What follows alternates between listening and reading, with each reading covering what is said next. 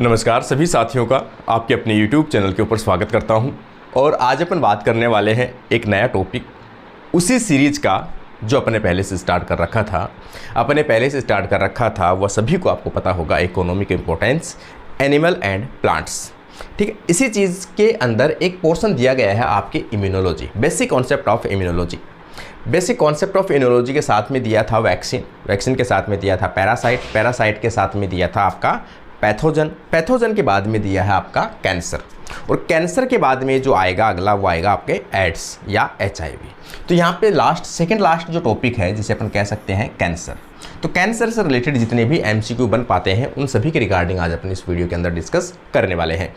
Cancer से related basic जो concept है वो अपन सभी थोड़ा सा देख लेते हैं कि एक नॉर्मल जो ऑर्गेनिज्म होता है उनके अंदर सेल डिवीज़न जो है वो चलता रहता है, कोशिका विभाजन जो है वो चलता रहता है, जिसके कारण से ऑर्गेनिज्म के अंदर ग्रोथ एंड डेवलपमेंट चलता है। ठीक है, ग्रोथ और डेवलपमेंट जो है वो किसके कारण से होता है? सेल डिवीज़न के कारण से। सेल डिवीज़न में यहाँ पर कौन सा सेल डिवीज़न? माइटोसिस, समसूत्री विभाजन होता है। ठीक है, जब समसूत्री विभाजन होता है तो कुछ विशेष प्रकार के चेक पॉइंट्स पाए जाते हैं। ये चेक पॉइंट्स क्या करते हैं?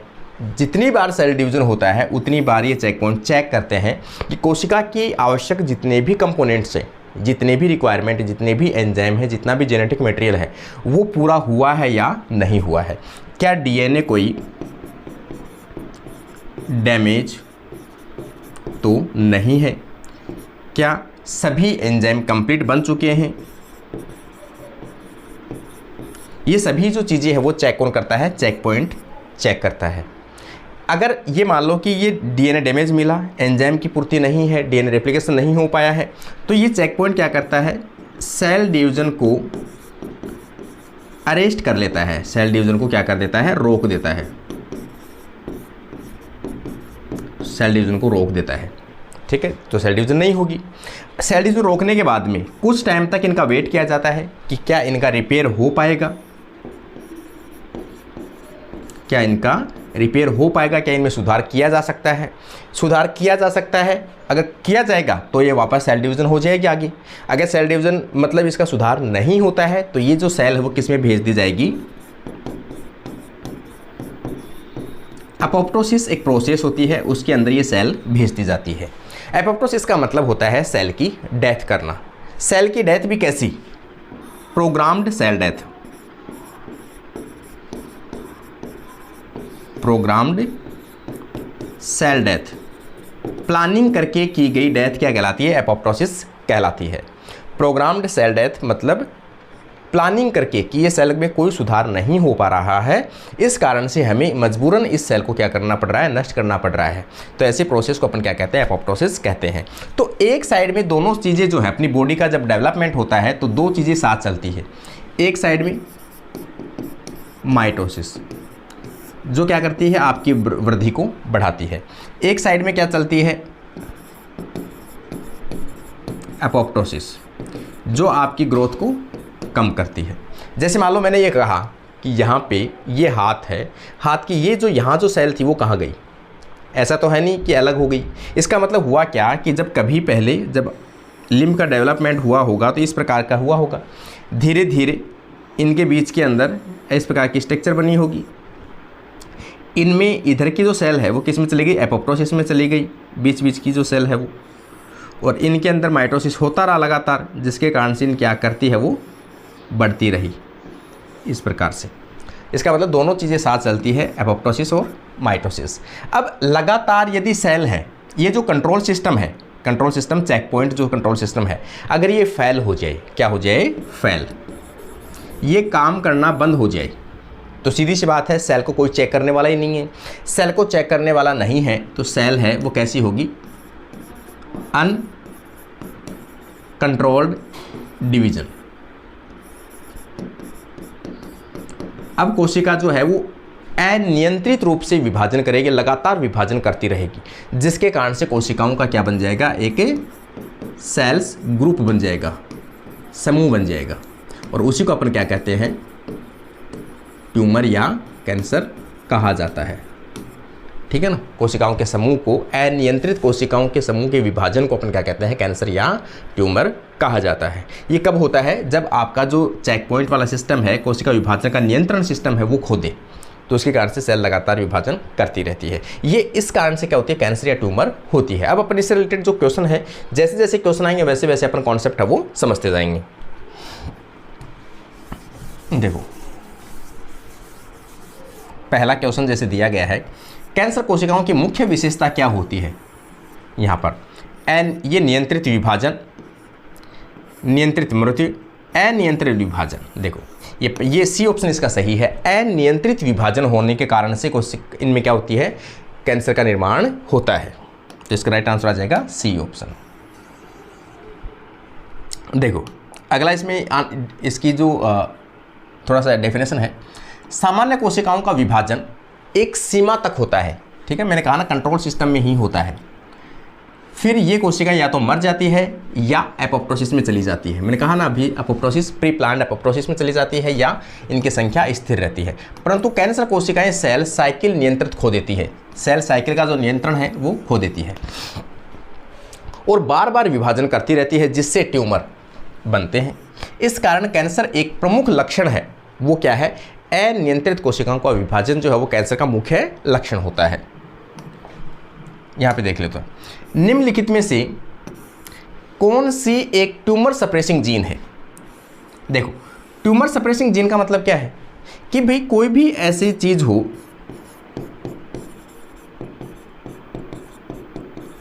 सेल डिवीजन को कंट्रोल करती हो, सेल डिवीजन कंट्रोल करती हो, चेक पॉइंट में काम आती हो, चेक पॉइंट में काम आती हो, रिपेयर में काम आती हो, डीएनए रिपेयर में यूज आती हो, एपोप्टोसिस में सेल को भेजती हो, एपोप्टोसिस में सेल को भेजती हो। ये सभी जो जीन होते हैं, ये सभी जीन क्या होते हैं, ट्यूमर सप्रेसिंग जीन होते हैं, मतलब ट्यूमर को बनने से रोकते हैं। जैसे यहाँ पर चेक पॉइंट की अपन बात करते हैं, यहाँ पर P53 जो प्रोटीन है वो डीएनए रिपेयर में काम आती है। ठीक है, तो ये जो है ये क्या है, ट्यूमर सप्रेसिंग जीन का एक बेस्ट एग्जाम्पल है P53। यहाँ पर देखोगे P53, रास, मिक और SRC। तो यहाँ पे आप देखोगे P53 जो है वो क्या है, एक ग्लाइकोप्रोटीन है, मोलिकुलर वेट 53 होती है और चेक पॉइंट के अंदर काम आती है। ठीक है, चेक पॉइंट में डीएनए रिपेयर वगैरह में काम आती है। तो ये क्या है, P53 जो प्रोटीन है वो एक सप्रेसिंग जीन है, ट्यूमर सप्रेसिंग जीन।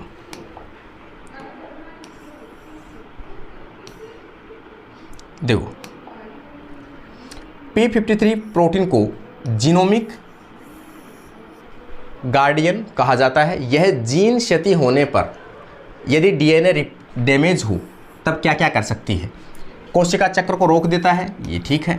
डीएनए की मरम्मत को सक्रिय करता है, डीएनए रिपेयर करने वाले एंजाइमों को एक्टिवेट करता है।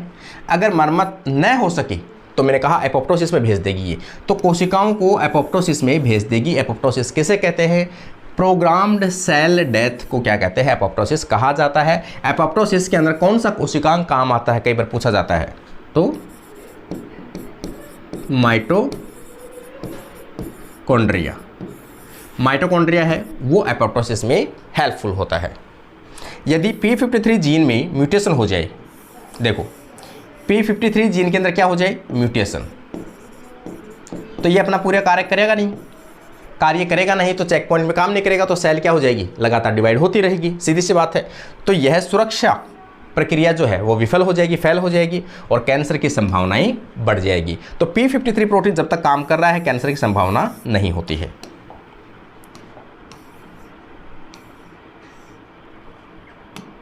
अगला क्वेश्चन अपन देखेंगे, निम्नलिखित में से कौन सा कैंसर रक्त और अस्थि मज्जा से संबंधित है, जो आपके ब्लड से संबंधित है, या ब्लड बोन मेरो में होता हो या रक्त में होता हो, अनियमित प्रकार की नॉन फंक्शनल प्रकार की अनियमित आकार की कोशिकाएं बनती हो, उसे क्या कहते हैं, ब्लड कैंसर या बोन मेरो कैंसर कहते हैं, जिसमें इसका टर्म जो है पर्टिकुलर सार्कोमा, ल्यूकेमिया, कार्सिनोमा और माइलो। तो यहाँ पर ल्यूकेमिया जो शब्द है वो किसके लिए है, ब्लड कैंसर से संबंधित लिया गया है। तो यहाँ पर ब्लड कैंसर या बोन मेरो कैंसर, तो ल्यूकेमिया। ल्यूकेमिया एक प्रकार का रक्त कैंसर है। क्या है ये, ब्लड कैंसर है भाई।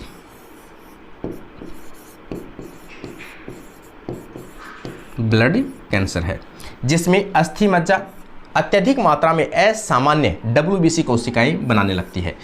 फंक्शनल तो करेगी नहीं, असामान्य प्रकार की कर रही है, एबनॉर्मल प्रकार की कर रही है, तो कोई काम की नहीं। अपनी जो इम्यूनिटी है,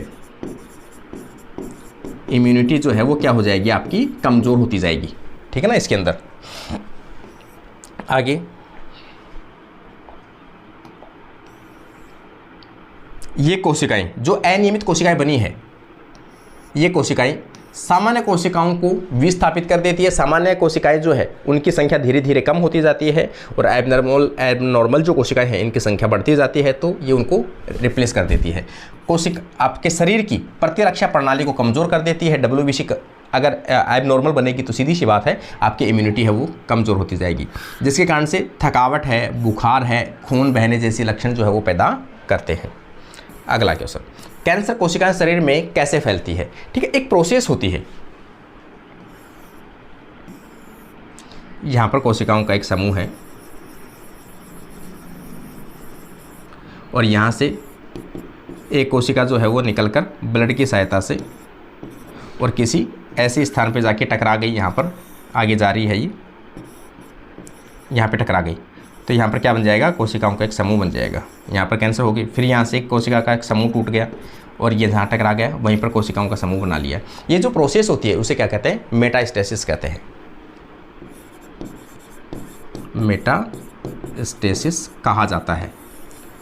कैंसर कोशिकाओं की वह क्षमता जिसमें कैंसर की कुछ कोशिकाएं जो है अपने मूल स्थान को छोड़कर किसी अन्य स्थान पर जाकर नया कैंसर या ट्यूमर बनाने की क्षमता रखता हो, तो उस प्रोसेस को क्या कहते हैं, मेटास्टेसिस कहा जाता है। तो ये कौन से में होती है, कैंसर में होती है, सबसे हानिकारक कैंसर होता है। ठीक है ना। ये कैंसर कैसे होता है, हानिकारक होता है। केवल रक्त प्रवाह से, ब्लड से तो जाता ही जाता है, केवल लिम्फ से भी जाता है। तो रक्त और लिम्फ दोनों से ये क्या हो सकती है, एक स्थान से नए स्थान के ऊपर जा सकती है। तो ओवरऑल इसका राइट आंसर आ जाएगा सी ऑप्शन।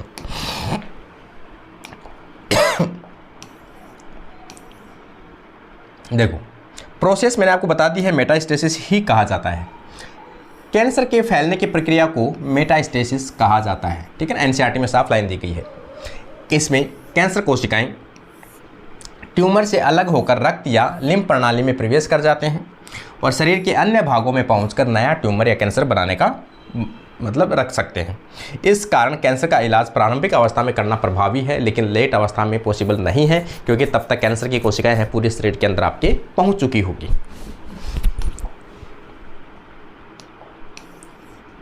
देखो अगला क्वेश्चन आप देखो, निम्नलिखित में से कौन से रसायन कार्सिनोजेनिक है। कार्सिनोजेनिक का मतलब होता है ऐसे कोई भी केमिकल सब्सटेंस जो कैंसर या ट्यूमर करने में सक्षम हो, वो सभी केमिकल क्या कहलाएंगे, कार्सिनोजेनिक केमिकल कहलाते हैं। ठीक है ना। डिफरेंट प्रकार के केमिकल है, डिफरेंट प्रकार की डाइज है जो कार्सिनोजेनिक है। ठीक है ना, कैंसर करने में सक्षम है। कैडमियम है, कैंसरजेनिक है, कार्सिनोजेनिक है। आर्सेनिक है, कार्सिनोजेनिक है। एवेस्टेस है, ये भी कैसा है, कार्सिनोजेनिक है। तो तीनों ही कैसे हैं भैया, कार्सिनोजेनिक है, कैंसर करने में सक्षम है। तो राइट आंसर जो है वो डी ऑप्शन होगा। इन सभी रासायनिकों को IARC international agency for research on cancer, cancer के ऊपर जो रिसर्च करती है उस इंस्टीट्यूट क्या कहते हैं, IARC कहा जाता है, के द्वारा इन तीनों को किस में रखा गया है, कार्सिनोजेनिक में रखा गया है।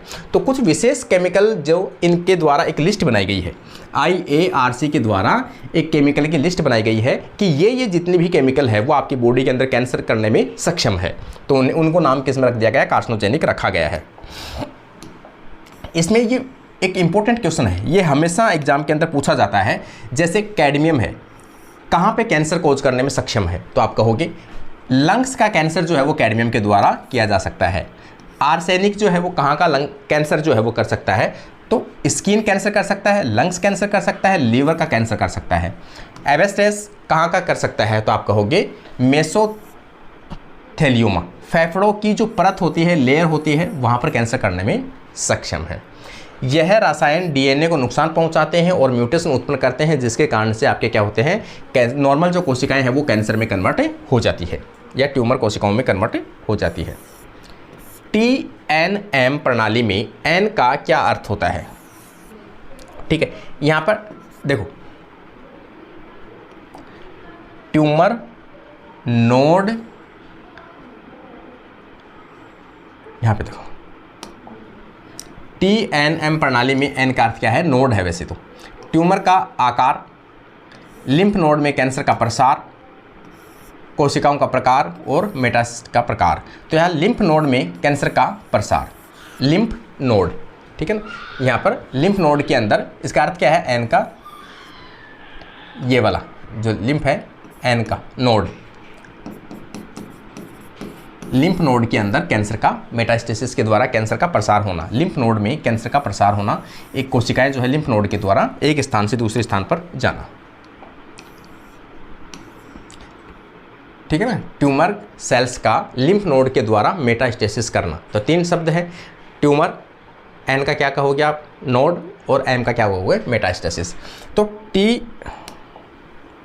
TNM प्रणाली का उपयोग कैंसर की स्टेजिंग में किया जाता है। मतलब आप इससे पता लगाया जा सकता है कि कैंसर की कौन सी स्टेज है, स्टार्टिंग की स्टेज है, मिड स्टेज है या लास्ट स्टेज है।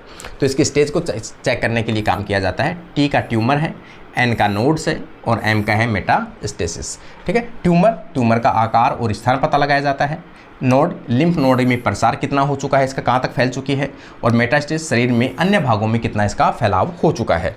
यह प्रणाली डॉक्टरों को इलाज की योजना बनाने में मदद करता है कि कहाँ कहाँ ऑपरेशन करना पड़ेगा, कैसे कैसे ये सेल्स कहाँ कहाँ पहुँची होगी, एक मैप तैयार कर सकते हैं, एक चार्ट बनाया जा सकता है। उस हिसाब से इसका ट्रीटमेंट है वो चालू किया जाता है डॉक्टरों के द्वारा। देखो अगला देखोगे मेटास्टेसिस क्या है, मेटास्टेसिस क्या है। तो कैंसर कोशिकाओं का अपने मूल स्थान को छोड़कर अन्य स्थान पर जाकर नया कैंसर बनाने की क्षमता, कैंसर कोशिकाओं का मरना, कोशिकाओं की वृद्धि रुकना, कैंसर का एक स्थान से दूसरे स्थान पर फैलना। राइट आंसर आ जाएगा सी ऑप्शन। यहां पर आप देखोगे मेटास्टेसिस कैंसर का सबसे घातक चरण है, जिसमें ट्यूमर की कोशिकाएं अपनी मूल स्थिति से बाहर निकल जाती है, रक्त या लिम्फ के द्वारा अन्य भागों में पहुंच जाती है, वहां नया ट्यूमर बना लेती है। इस स्थिति में इलाज करना बहुत मुश्किल या नामुमकिन या इम्पॉसिबल हो सकता है। देखो अगला क्वेश्चन अगर आप देखोगे, ऑन्कोजीन। ऑन्कोजीन कैसे कहते हैं, वह जीन जो कैंसर करने में सक्षम हो, वह जीन जो कैंसर करने में सक्षम है वो जीन क्या कहलाते हैं, ऑन्कोजीन कहलाते हैं। ऑन्कोजीन बने कैसे हैं, सामान्य आपकी जो सेल होती है, सेल के अंदर ग्रोथ और डेवलपमेंट के लिए कुछ विशेष प्रकार के जो जीन हैं वो यूज में आते हैं, जो आपकी ग्रोथ को मेंटेन करते हैं। ऐसे जीन को क्या कहते हैं, प्रोटो ऑन्कोजीन कहा जाता है। ऐसे नेचुरल जीन होते हैं आपकी बॉडी के अंदर जो सेल की ग्रोथ को कंट्रोल करते हैं, नियंत्रित करते हैं, उन्हें प्रोटो ऑन्कोजीन कहते हैं। प्रोटो ऑन्कोजीन में किसी भी कंडीशन में म्यूटेशन हो जाए, उत्परिवर्तन हो जाए, तो ये किस में कन्वर्ट हो जाते हैं, यहाँ पर ऑन्कोजीन में। मतलब ये ट्यूमर बनाने लगते हैं, अपना नियंत्रण, कोशिका का जो नियंत्रण है डिवीजन करने का वो खो देते हैं। तो ये जो प्रोटो ऑन्कोजीन है वो किससे बनते हैं, प्रोटो ऑन्कोजीन से बन जाते हैं। कई बार प्रोटो ऑन्कोजीन के अंदर किसी भी प्रकार से कोई वायरस का संक्रमण हुआ आपके अंदर, वायरस ने अपना जीन है प्रोटो ऑन्कोजीन के अंदर डाल दिया, ये नॉन फंक्शनल हो गया, तो ये किस में कन्वर्ट हो गया, ऑन्कोजीन में, और ट्यूमर को करना वहाँ पर स्टार्ट कर दिया। तो प्रोटो ऑन्कोजीन से बनते हैं ऑन्कोजीन। ये एक ट्यूमर को रोकने वाला जीन है, सामान्य कार्य करने वाला जीन, सामान्य कार्य करने वाला प्रोटो ऑन्कोजीन होता है। एक ऐसा जीन जो म्यूटेशन के बाद में कैंसर उत्पन्न कर सकता है, तो ये क्या कहलाता है, प्रोटो ऑन्को मतलब ऑन्कोजीन कहलाता है। राइट आंसर आ जाएगा सी ऑप्शन। देखो यहां पर ऑन्कोजीन सक्रिय म्यूटेटेड, जिसमें प्रोटो ऑन्कोजीन के अंदर म्यूटेशन हो चुका है, वो ऑन्कोजीन कहलाता है। ये जीन सामान्य प्रोटो ऑन्कोजीन ही होते हैं जो सामान्य कोशिकाओं में वृद्धि को नियंत्रित करते हैं, लेकिन जब इनमें म्यूटेशन हो जाता है तब ये ऑन्कोजीन में कन्वर्ट हो जाते हैं, अनियंत्रित कोशिका विभाजन करने लगते हैं, ट्यूमर वृद्धि करने लगते हैं, कैंसर फैलाने में योगदान करते हैं। ये होते हैं ऑन्कोजीन। जैसे एग्जाम्पल में अगर आपसे पूछा जाए तो यहाँ पर रास ऑन्कोजीन, एग्जाम्पल कौन सा आ जाएगा आपका यहाँ पर, रास ऑन्कोजीन। रास जो है वो कैसा है, एक सेल सिग्नलिंग का एक इंटरमीडिएट कंपोनेंट है, जीटीपी डिपेंडेंट होता है, जीटीपी जो है वो बाइंड होता है रास के ऊपर। कैंसर के उपचार में इम्यूनोथेरेपी का मुख्य उद्देश्य क्या है? इम्यूनोथेरेपी का मतलब उद्देश्य क्या है कि जहाँ जो सेल्स खराब हुई है, कैंसर हुई है, उनको नष्ट करना इम्यूनोथेरेपी कहलाता है, ठीक है ना। केमोथेरेपी की मात्रा बढ़ाना, कैंसर कोशिकाओं को मारना, सीधे कोशिकाओं की प्रतिरक्षा प्रणाली को सक्रिय करना, तो कोशिकाओं की प्रतिरक्षा तंत्र जो है उनको सक्रिय करना ताकि ये क्या कर सके, कैंसर ट्यूमर, जो ट्यूमर कोशिका है, ट्यूमर सेल्स को किल कर सके, क्या कर सके, नष्ट कर सके। इस प्रकार से जो टी साइटोटिक सेल्स है या टी सेल जो है उनको एक्टिवेट किया जाता है, जिसके कारण से ये क्या कर सकती है, ट्यूमर सेल्स को नष्ट कर सकती है। तो शरीर की प्रतिरक्षा प्रणाली को सक्रिय करना क्या कहलाता है, इम्यूनोथेरेपी कहलाता है। इम्यूनोथेरेपी में विशेष प्रकार की दवाई दी जाती है जो आपके इम्यून सिस्टम को अधिक बढ़ाता है और ट्यूमर जैसी कोशिकाएं हैं उनको जाके किल कर सकेगी। तो कौन सी, जैसे मोनोक्लोनल एंटीबॉडी आपकी बॉडी के अंदर दी गई है, पर्टिकुलर एंटीजन जो कैंसर है आपके, उस कैंसर से रिलेटेड जो एंटीजन है उसी को नष्ट करने के लिए मोनोक्लोनल एंटीबॉडी बनाई जाती है, चेक पॉइंट इनहिबिटर, ठीक है ना, चेक पॉइंट इनहिबिटर दिए जाते हैं। तो ये मेडिसिन दी जाती है। जैसे इनमें से मैंने बताया आपको, खास तौर से जो टी सेल है इनको ज़्यादा अधिक सक्रिय किया जाता है ताकि ये ट्यूमर सेल को सिलेक्ट करके उनको डैमेज कर सके। कैंसर कोशिकाओं को पहचानने में मदद करती है, शरीर की प्राकृतिक सुरक्षा प्रणाली को कैंसर से लड़ने में योग्य बनाती है। उदाहरण के लिए आप देखो कौन सी मेडिसिन जो है स्टेज के लिए लिया जाता है, थेरेपी के लिए लिया जाता है, तो यहाँ पर निवोलुम्ब कह सकते हो, पेम्ब्रोलाइजूम्ब, ये जो मेडिसिन है वो कैसे आती है आपके कैंसर थेरेपी में, इम्यूनोथेरेपी में काम आती है। देखिए एक शब्द आता है एंजियोजेनेसिस। एंजियोजेनेसिस कई बार शब्द आता है। एंजियोजेनेसिस का मतलब है कि भाई आपकी, जैसे मान लो कि ये परत है, इस परत के अंदर लगातार जो कोशिकाएं हैं वो क्या बना रही है, कैंसर बना रही है, ट्यूमर बना रही है। ये ट्यूमर की सेल्स बन गई और सेल्स की, ट्यूमर की जो आकृति है वो बढ़ती जा रही है इस प्रकार से, और नीचे की तरफ गहरी होती जा रही है। अब ब्लड की जो नसें हैं वो यहाँ पे जा रही है, ब्लड की नसें ऊपर की तरफ जा रही है और ट्यूमर की ग्रोथ है वो नीचे की तरफ होती जा रही है। तो इसके साथ साथ में इसकी जो ब्लड की नसें हैं वो कहाँ बनेगी, नई ब्लड की नसें जो है वो बनने लगती है। जैसे जैसे ट्यूमर की ग्रोथ होती है वैसे वैसे ब्लड की नसें जो हैं वो भी इनके साथ साथ में बनने लगती है, जाल ब्लड का नसें वाला, ठीक है। तो ये ब्लड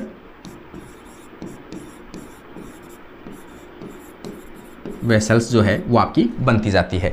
तो नई ट्यूमर कोशिकाओं के बीच में ब्लड की नसों का निर्माण होना क्या कहलाता है, एंजियोजेनेसिस कहलाता है, ठीक है ना। क्योंकि ब्लड की सप्लाई तो जरूरी है इनको, कैंसर सेल यदि बनी है तो कैंसर सेल्स की कोशिकाओं में एक विशेष प्रकार का फैक्टर रिलीज किया जाता है, एंजियोजेनेसिस फैक्टर रिलीज करती है, जिसके कारण से ब्लड की नई नसें का निर्माण हो सके ताकि उनको ब्लड की सप्लाई और न्यूट्रिशन प्रोवाइड हो सके, इसलिए उनकी विशेषता पाई जाती है। देखो, नई कोशिका विभाजन करना, नई रक्त वाहिकाओं का निर्माण करना, तो इसका राइट आंसर आ जाएगा बी ऑप्शन। यहां पे कैंसर कोशिकाएं एंजियोजेनेटिक फैक्टर जो है, एंजियोजेनिक फैक्टर छोड़ती है जो नई रक्त वाहिकाएं बनाने में मदद करती है, उन्हें अधिक ऑक्सीजन और पोषण मिल सके, ट्यूमर तेजी से बढ़ सके। एंटी एंजियोजेनेसिस ड्रग द्वारा इनको रोका जा सकता है। अगर आप बाहर से ड्रग्स लेते हो, तो मेडिसिन लेते हो, तो वो एंटी एंजियोजेनेसिस मतलब जो ब्लड की नसें बन रही है इनको रोका जा सकता है, जिसके कारण से ट्यूमर को क्या नहीं मिलेगा, न्यूट्रिशन नहीं मिलेगा और ट्यूमर की ग्रोथ नहीं होगी। जैसे एग्जाम्पल दिया है यहाँ पर, ये देखोगे आप, बिवासिजुम्ब कह सकते हो आप, साइजम्प है ना।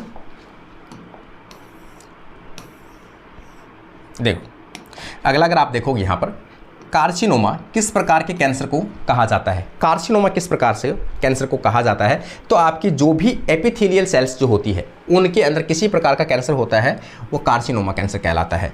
तो रक्त का, मांसपेशियों का और एपिथेलियल सेल्स जो है वो आपकी स्किन के अंदर भी पाई जाती है, आपके एलिमेंट्री कैनाल के अंदर भी पाई जाती है, इंटरनल ऑर्गन में भी पाई जाती है। तो जहाँ जहाँ एपिथेलियल सेल्स होगी उनमें कैंसर अगर होगा तो वो क्या कहलाएगा? कार्सिनोमा कैंसर कहलाता है। कार्सिनोमा वह कैंसर है जो त्वचा, आंतों, स्तन, फेफड़ों, यकृत आदि की एपिथेलियल टिश्यू में उत्पन्न होते हैं। यह सबसे सामान्य प्रकार का कैंसर होता है। ठीक है ना, एपिथेलियल जो है कार्सिनोमा सबसे सामान्य प्रकार का कैंसर होता है। सार्कोमा,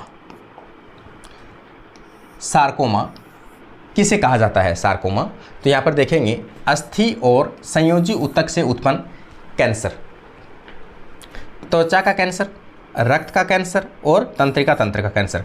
तो अस्थि और संयोजी ऊतक से संबंधित जो कैंसर उत्पन्न होती है उसे क्या कहते हैं? सार्कोमा कहा जाता है। ये याद रख लेना भाई, अस्थि और संयोजी ऊतक से उत्पन्न कैंसर को। देखो यहाँ पर सार्कोमा एक दुर्लभ लेकिन आक्रामक प्रकार का कैंसर होता है जो हड्डियों, ओस्टियोसार्कोमा, वसा ऊतक, लिपोसार्कोमा, मांसपेशियों से संबंधित टिश्यू के अंदर कैंसर होना, लेयोमायोसार्कोमा में पाए जाते हैं। ये क्या है? इसके कैंसर के टाइप है। अगला अगर आप देखोगे यहाँ पर कैंसर कोशिकाएं सामान्य कोशिकाओं से किस प्रकार से भिन्न होती है? अनियंत्रित विभाजन करती है तो भिन्न ही है। नियंत्रित विभाजन करती है, नियंत्रित मृत्यु दर गुजरती है, अनियंत्रित रूप से विभाजन करती है। यही सबसे बड़ा अंतर होता है। सी ऑप्शन इसका राइट आंसर आ जाएगा। जो इसका लॉजिक है वो पहले मैं बता चुका हूँ। एपोप्टोसिस में ये क्या करती है? ये कोशिकाएं एपोप्टोसिस को अवॉइड करती है, एपोप्टोसिस में नहीं जा पाती है, जिसके कारण से कैंसर हो जाती है। संकेतों की परवाह नहीं करती, बाहर से जितने भी सिग्नलिंग मॉलिक्यूल मिलते हैं उनको ये एक्सेप्ट नहीं करती, इसलिए कंट्रोल किसी से होती नहीं है। अनियंत्रित वृद्धि करती रहती है, जिसके कारण से कैंसर सेल में कन्वर्ट हो जाती है। यहाँ पे देखो, किस कैंसर से बचाव के लिए HPV वैक्सीन दी जाती है? हेपेटाइटिस से संबंधित जो है HPV वैक्सीन दी जाती है। Oral cancer, brain cancer, cervical cancer और पेट कैंसर, ये जो दी जाती है। सर्वाइकल कैंसर जो खासतौर से फीमेल है, फीमेल की वेजाइना के आगे वाली जो नली होती है, ट्यूब होती है, ठीक है ना, यूट्रस के आगे वाली जो नलिका होती है उसे क्या कहते हैं? सर्वाइकल कहते हैं। तो उसके अंदर कैंसर मोस्टली कॉमन देखा जाता है, तो उससे संबंधित है। जो कैंसर किसके कारण से होता है फीमेल के अंदर? ये ह्यूमन पेपिलोमा वायरस जो है HPV महिलाओं में गर्भाशय ग्रीवा के अंदर सर्वाइकल कैंसर का मुख्य कारण बनता है। ठीक है ना, ये है भाई। तो इसका है ये HPV वैक्सीन दिया जाता है इसके ट्रीटमेंट के लिए। यहाँ पे देखोगे आप HPV वैक्सीन गार्डेसिल और सेरवेरिक्स आदि 9 से 26 वर्ष की उम्र में अधिक प्रभावी रहती है। WHO द्वारा अनिवार्य रूप से सुझाई गई वैक्सीन होती है ये। ठीक है ना। अगला क्वेश्चन आप देखोगे, निम्नलिखित में से कौन सी प्रक्रिया कैंसर के विभाजन में शामिल नहीं है? कैंसर के विभाजन में शामिल नहीं है। कोशिका विभाजन का नियंत्रण, DNA का क्षति, माइटोकॉन्ड्रिया की संख्या। माइटोकॉन्ड्रिया की संख्या कहीं भी इसमें कोई रोल प्ले नहीं करती है, तो सीधा से माइटोकॉन्ड्रिया इसका आंसर आ जाएगा। माइटोकॉन्ड्रिया की संख्या कहीं रोल प्ले नहीं करती है। देखो, कैंसर का संबंध किससे है? जीन के म्यूटेशन से तो है ही है, म्यूटेशन होगा तो कैंसर उत्पन्न होती है। DNA डैमेज से है ही है, सेल साइकिल रेगुलेशन से है ही, चेक पॉइंट अगर फेल हो जाए काम करना तो माइटोकॉन्ड्रिया की संख्या सीधा कैंसर से प्रभावित नहीं होती है। हाँ, माइटोकॉन्ड्रिया एक यूज में आता है, वो किस में आता है? एपोप्टोसिस में। बस इतना सा आप कह सकते हैं, एपोप्टोसिस के अंदर हेल्पफुल होता है और कहीं भी काम में नहीं आता है। देखो, ट्यूमर मार्कर क्या होते हैं? सीधी सी बात है, ट्यूमर की प्रेजेंस बताता हो, ट्यूमर की लोकेशन आपको बताता हो, ट्यूमर के द्वारा छोड़े गए विभिन्न प्रकार के प्रोटीन, विभिन्न प्रकार के केमिकल जो आपको आपके ब्लड सैंपल, यूरिन सैंपल से ये बताता हो कि अगर ये पर्टिकुलर केमिकल बाहर आपकी बॉडी से आ रहा है, दैट मीन्स आपकी बॉडी में एक ट्यूमर या कैंसर बन चुकी है। तो वो जो इंडिकेशन होता है वो क्या कहलाते हैं, ट्यूमर मार्कर कहलाते हैं। कैंसर फैलाने वाला इस रसायन कैंसर कोशिकाओं की पहचान में सहायक तत्व है ना, ये वाला कैंसर की दवा एंजाइम। तो कैंसर की कोशिकाओं की पहचान करने में कैंसर कोशिकाओं के द्वारा विशेष प्रकार के केमिकल छोड़े जाते हैं। ट्यूमर मार्कर वे प्रोटीन, एंजाइम या हार्मोन होते हैं जो कैंसर कोशिकाओं द्वारा उत्पादित किए जाते हो, उत्सर्जित किए जाते हो, जैसे खून, मूत्र या ऊतकों में पाए जाते हो। आप इनका जो अध्ययन है वो करके बता सकते हो कि आपकी बॉडी के अंदर कैंसर कोशिकाएं बन चुकी है। कैंसर की पहचान और उपचार प्रक्रिया जांचने में मदद करती है। उदाहरण PSA प्रोस्टेट कैंसर, आपकी प्रोस्टेट कैंसर होती है तो उसकी जांच हो सकती है। CA 125 तो ओवेरियन कैंसर है, उसकी भी जांच की जा सकती है। क्वेश्चन नंबर अगला, कौन सा वायरस हेपेटो सेलुलर कार्सिनोमा से संबंधित है? हेपेटो, तो हेपेटो का मतलब तो वैसे भी हो गया, लीवर से संबंधित है। हेपेटो कार्सिनोमा से संबंधित है तो यहाँ पर HPV, HBV, HCV और BC, मतलब HBV और HCV दोनों ही जो है हेपेटाइटिस जो वायरस है B और C दोनों ही कैसे हैं, HCC से संबंधित होते हैं। यहाँ पे देखो आप, हेपेटाइटिस बी और सी वायरस लंबे समय तक लीवर में संक्रमण करते हैं, लीवर सिरोसिस उत्पन्न करते हैं, छोटी छोटी गांठें उत्पन्न करते हैं, डैमेज करने लगते हैं, जिससे लीवर में क्या होता है, हेपेटोसेलुलर कार्सिनोमा का खतरा कई गुना बढ़ जाता है। कैंसर का कौन सा इलाज डीएनए को नष्ट कर सकता है? कौन सा इलाज डीएनए को नष्ट कर सकता है? तो सीधी सी बात है, अगर आप जैसे कैंसर है, कैंसर को नष्ट करने के लिए आप ट्रीटमेंट दे रहे हो, क्या? रेडिएशन, रेडिएशन आप थेरेपी दे रहे हो, तो सीधी सी बात है इसमें कौन से लोगी? एक्सरेज लोगी, गामा रेज लोगी, ये लोगे, और ये सभी क्या करोगे आप? स्किन के ऊपर डालोगे, टिश्यू के ऊपर डालोगे। तो जब वो इनकी टिश्यू की ट्यूमर की सेल है वो तो नष्ट करेगा ही करेगा, लेकिन उसके साथ में आसपास की जो कोशिकाएं हैं उनमें भी क्या करता है, ये डीएनए को डैमेज कर देता है।